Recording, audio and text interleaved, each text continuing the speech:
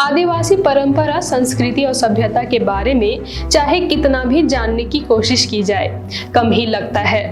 आए दिन दुनिया भर में अक्सर नए और आकर्षक प्रथाएं देखने को मिलती हैं। हालांकि हमारे जानकारी में यह पहली बार होता है तो हम इसे नया मानते हैं, लेकिन उन आदिवासियों के लिए ये प्रथाएं आम होती है जिन्हें वे काफी समय से आचरण में रखते हैं। ऐसा ही आकर्षक और कई सवाल करने पर मजबूर करने वाला एक आदिवासी प्रथा का उल्लेख सामने आया है। नाइजीरिया देश के योरूबा आदिवासी अपने चेहरे की त्वचा को दागकर स्थायी निशान बनाते हैं, जो सुनने में बेहद दर्दनाक लगता है। पर समय बीतने के साथ ये निशान योरूबा आदिवासियों के पहचान और सौंदर्यीकरण का एक मूल हिस्सा होता है। दरअसल योरूबा संस्कृति में बचपन के दौरान त्वचा को जलाकर या काटकर शरीर पर आदिवासी निशान अंकित किए जाते हैं। ये निशान शरीर के किसी भी हिस्से में हो सकते हैं, लेकिन आमतौर पर चेहरे पर होते हैं। ये निशान मुख्य रूप से सुंदरता के संकेत के रूप में और किसी व्यक्ति की जाति, परिवार या पितृसत्तात्मक विरासत की पहचान करने के साधन का काम करते हैं।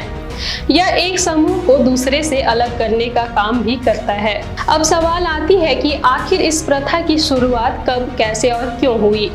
इस सवाल के जवाब को जानने से पहले योरूबा आदिवासी कौन है यह जानना जरूरी है। योरूबा, जिसे उच्चारण में जोरूबा भी कहते हैं, अफ्रीका का एक आदिवासी समूह है जो पश्चिमी अफ्रीका में रहते हैं। इनकी आबादी कुल मिलाकर 4.2 करोड़ के करीब है, जिसका अधिकांश हिस्सा नाइजीरिया में निवास करता है, जहां योरूबा देश की आबादी का 21% है। वे बेनिन गणराज्य और टोगो के कुछ हिस्सों में भी निवास करते हैं। बता दें कि योरूबा सहारा रेगिस्तान के दक्षिण में सबसे बड़े अफ्रीकी जातीय समूहों में से एक है।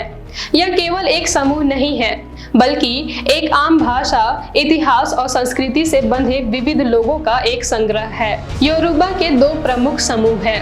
पहले समूह को हाल के प्रवासियों के रूप में जाना जाता है, जो 1960 से 1980 के दशक में आर्थिक और राजनीतिक परिवर्तनों के कारण यूनाइटेड किंगडम और संयुक्त राज्य अमेरिका चले गए थे। वहीं दूसरे समूह में योरूबा के वे लोग शामिल हैं जो अटलांटिक में गुलामों के खरीद बिक्री का हिस्सा थे। योरूबा लोगों द्वारा शरीर पर निशान बनाने की प्रथा 200 सालों से चला आ रहा है। हालांकि अब यह प्रथा विलुप्ति के कगार पर है, लेकिन आज भी योरूबा के लोग इसे मानते देखे जाते हैं।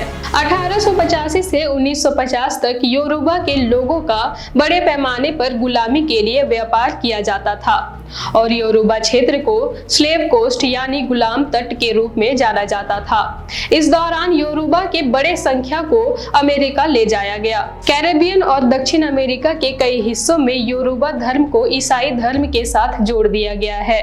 हालांकि उनके वंशजों ने योरूबा परंपराओं को अभी भी संरक्षित रखा है। 1893 में नाइजीरिया में योरूबा साम्राज्य ग्रेट ब्रिटेन के संरक्षित क्षेत्र का हिस्सा बन गया।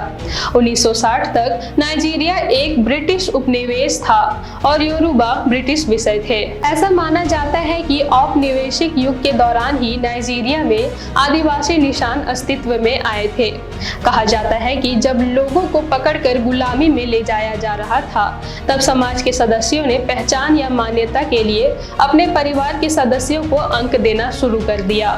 वे ऐसा इसलिए करने लगे ताकि अगर उनके परिवार का कोई सदस्य गुलामी के लिए पकड़ा जाए तो भविष्य में कभी दोबारा मिलने पर पहचाना जा सके।